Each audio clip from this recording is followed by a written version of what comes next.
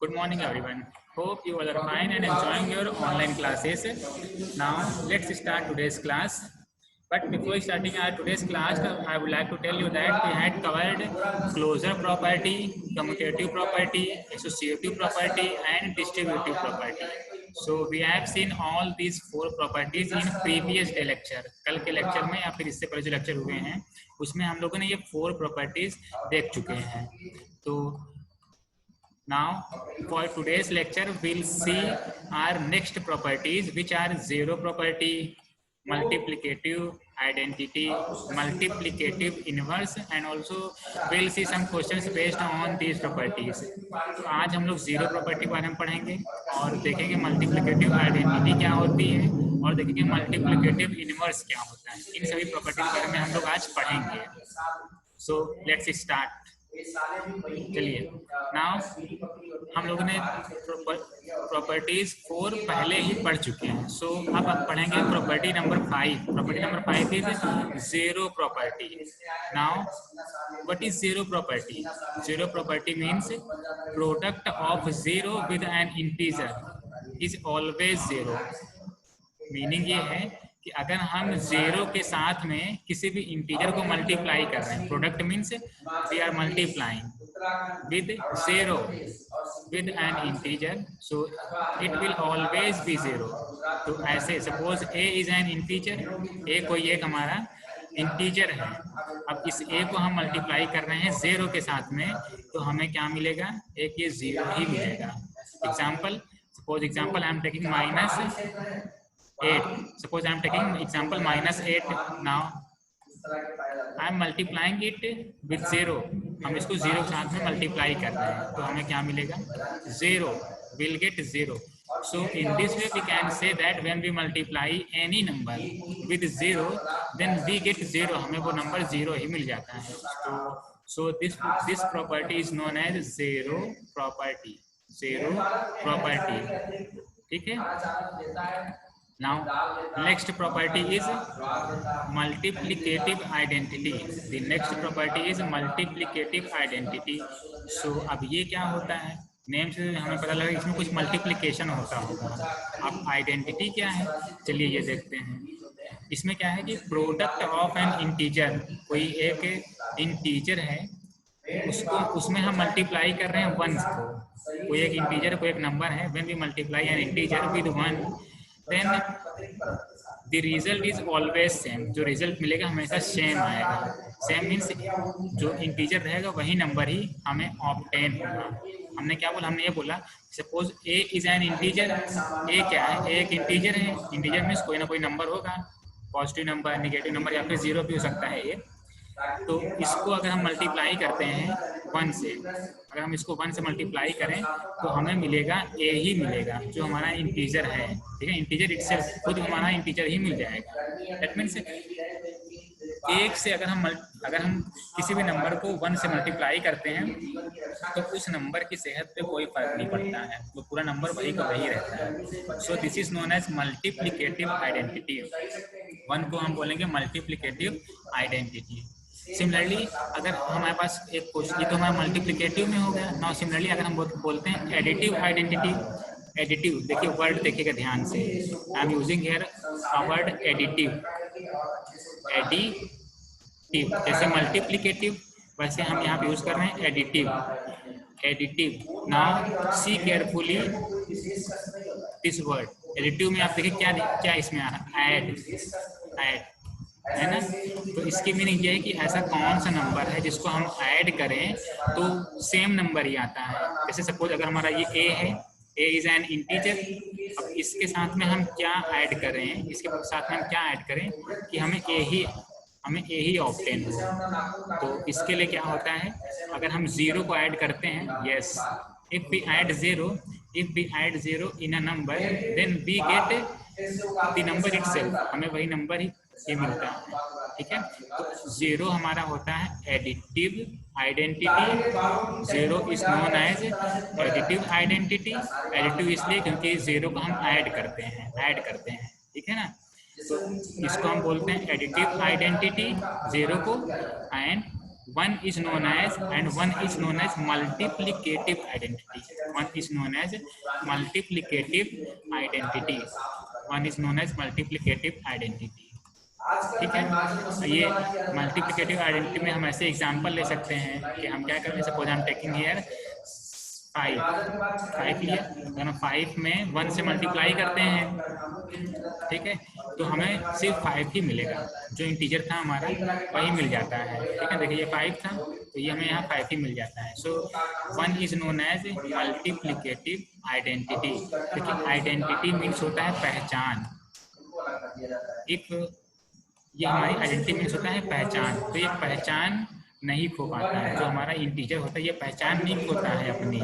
5 है, अगर 5 है तो 5 ही रहता है।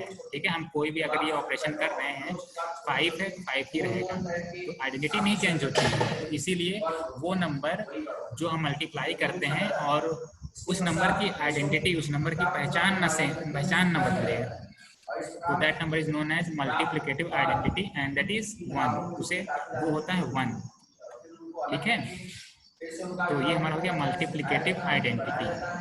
Now property number 7, this is our multiplicative inverse. ये हमारा होता है मल्टीप्लिकेटिव इनवर्स। सो अब ये क्या है, इनवर्स। इनवर्स क्या होता है, now see, product of an integer, product means multiplication of an integer with its reciprocal is always 1.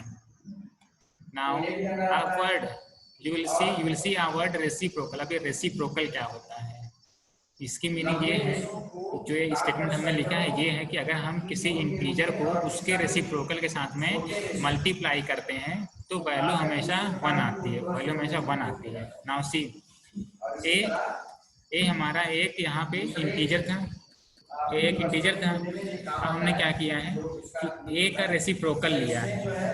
A is an integer and reciprocal of a is 1 upon a. Reciprocal of a is 1 upon a. So in this way when we multiply these two numbers means first an integer and second is the reciprocal of the same integer।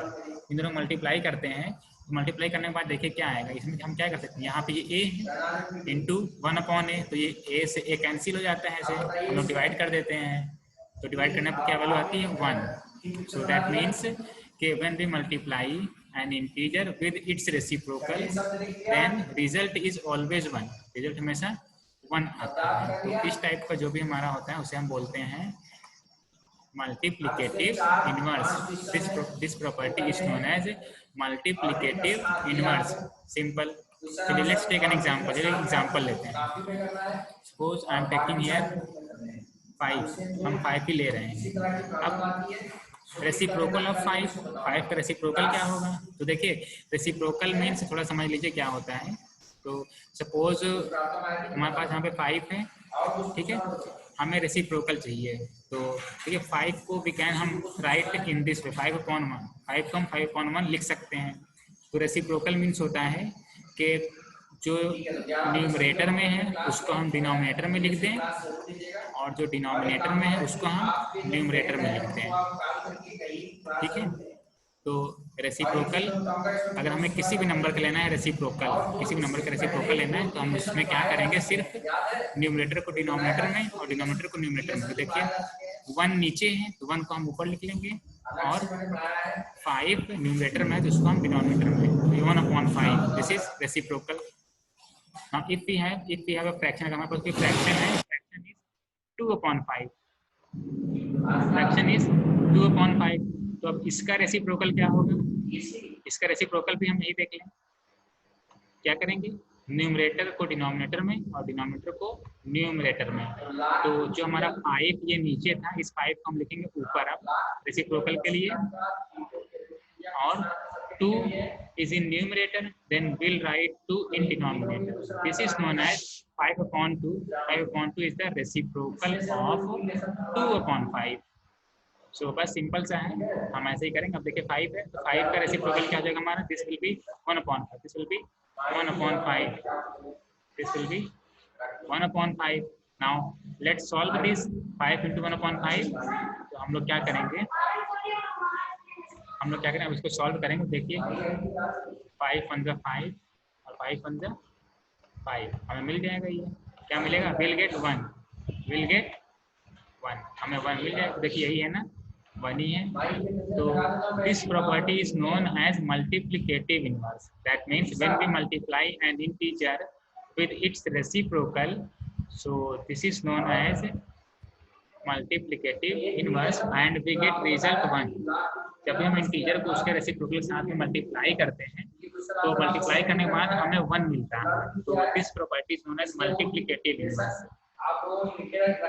Okay, now inverse, inverse हम यहाँ word use कर रहे हैं। तो जो inverse है, inverse means reciprocal ही होता है। इनवर्स मीन्स रेसिप्रोकल होता है। इनवर्स मीन्स उल्टा, उल्टा, ठीक है ना। Suppose I have a pen, मेरे पास ये पेन है, इसमें ब्लू कैप यहाँ पे ऊपर है। हमें क्या करना है, इसको इसका रेसिप्रोकल करना है। रेसिप्रोकल मीन्स इसको हमें उल्टा करना है। देखिए हम क्या कर रहे हैं, इस ब्लू कैप को ऐसे नीचे कर दे रहे हैं और व्हाइट वाले पोर्शन को ऊपर करते हैं। So this is the reciprocal of this pen. इस पेन के रेसिप्रोकल की बात करें तो ये हो गया रेसिप्रोकल, ठीक है। सिमिलरली ऐसे हम अपने नंबर्स के लिए भी करते हैं, जब भी हमें रेसिप्रोकल फाइंड करना होता है तब। Now let's see an example। एक क्वेश्चन देखते हैं। In this question we see that state whether following statements is true or false। हमें फाइंड करना है कि ये जो स्टेटमेंट लिखा है ये ट्रू है या फॉल्स है। तो चलिए देखते हैं सॉल्यूशन। सी क्वेश्चन नंबर 1, -2 को -5 के साथ मल्टीप्लाई करें। देखिए हम क्या करेंगे, नंबर को नंबर के साथ मल्टीप्लाई किया और सिंबल को सिंबल के साथ में, तो minus minus plus, minus minus plus, और 2 × 5 नंबर्स को मल्टीप्लाई करें 2 × 5, तो 2 × 5 = 10, 2 × 5 = 10। अब यहाँ पे ये गिवन है स्मॉलर देन का सिंबल, तो हम यहाँ पे यूज कर रहे हैं स्मॉलर देन। जो ऊपर गिवन था हम वही यहाँ पे लिख रहे हैं बस, और कुछ नहीं। और यहाँ पे ये क्या है, -7। Okay, now let's compare this. ये जो +10 है, +10 को हम ऐसे सिंपली 10 लिख दे रहे हैं, क्योंकि प्लस का सिंबल हम यूज करें या ना यूज करें, ये नंबर हमेशा हमारा पॉजिटिव ही रहता है विदाउट सिंबल का भी, ठीक है। तो यहाँ पे अब 10। अब ध्यान से इस स्टेटमेंट को पढ़ के देखिए, जो स्टेटमेंट लिखा है इज इट ट्रू और फॉल्स। ये स्टेटमेंट हमारा ट्रू है कि फॉल्स है।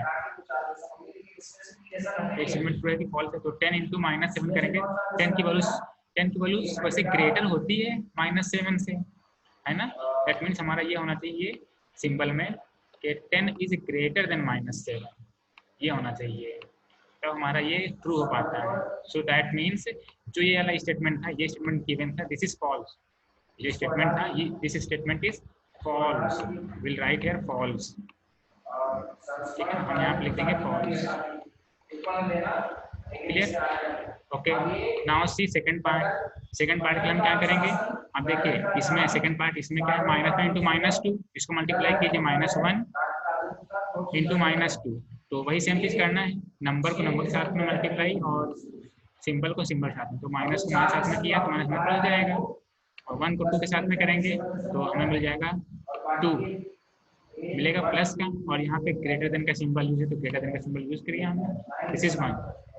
अब इसको ध्यान से पढ़ के देखिए, ये स्टेटमेंट ये बोल रहा है कि 2 इज ग्रेटर देन 1, तो ये क्या सही है। तो हमें समझ में आ रहा है कि यस, समझ में आ रहा है कि यस दिस इज ट्रू, समझ में आ रहा है हमें कि यस दिस इज ट्रू, ये तो ट्रू है, क्योंकि 2 हमेशा ग्रेटर ही होता है। हम लिख देंगे यहाँ पे true, this is true, this is true. Clear, ये हमारा हो गया इस क्वेश्चन का सॉल्यूशन। इस क्वेश्चन को हम ऐसे ही सॉल्व करेंगे। Will solve this question in this way, simple सा था question. Now see next question. चलिए एक नेक्स्ट क्वेश्चन देखते हैं और देखते हैं कि वो कैसे हैं, हमें सॉल्व करने हैं। Now the difference between 2 integer is -25। Difference means subtraction, difference means subtraction between 2 integers. तो जो है 2 इंटीजर्स हैं, हम सपोज वैल्यू ले रहे हैं, यहाँ पे एक a ले रहे हैं वैल्यू और एक b ले रहे हैं, ठीक है। ये हमारे 2 इंटीजर्स हैं, ये हमारे 2 इंटीजर्स हैं। तो चलिए इसको सॉल्व करते हैं। तो लेट, हम क्या लिखेंगे ऐसे, लेट इंटीजर, हम क्या करेंगे, लेट इंटीजर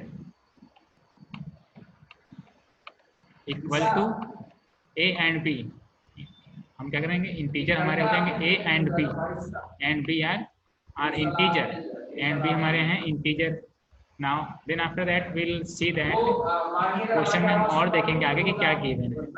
इसमें ये गिवन है कि दोनों इंटीजर्स का डिफरेंस -25 है। डिफरेंस मीन्स कि अगर हम दोनों को सब्ट्रैक्ट करें, सो दिस इज -25, ठीक है ना।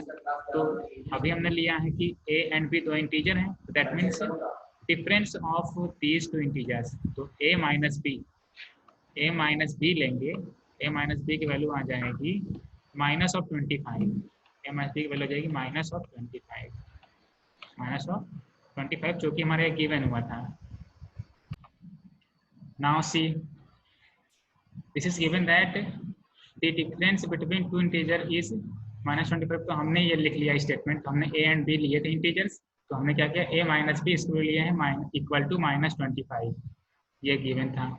Now if one integer is 45, अगर एक इंटीजर की वैल्यू है 45, सो अगर एक इंटीजर हम ले लें, ये जो a है, इस a की वैल्यू हो गई 25, अगर a की वैल्यू हो गई 25, तो दूसरा हमें फाइंड करना है, दूसरा वाला क्या होगा, इंटीजर, दूसरा वाला मतलब ये b, इस b की वैल्यू क्या होगी।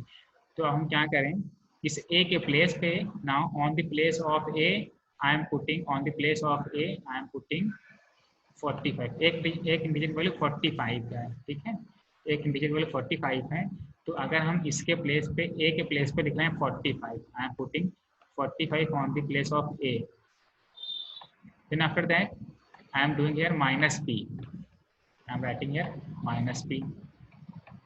Now solve this and find the value of b. इसको सॉल्व कीजिए और b की वैल्यू फाइंड कीजिए। क्या हम करेंगे इसमें, -b, हम इसको अभी यहीं पर रख रहे हैं। Now I am writing here -25, I am writing here -25 and इस 45 को हम ले जा रहे हैं राइट हैंड साइड पे, ठीक है। तो when we move one number on the other side, then its symbol change, तो इसका सिंबल चेंज हो जाता है। तो 45 को हम अगर ले जाएं राइट साइड में, देन वील गेट -45 ये राइट साइड में आएगा।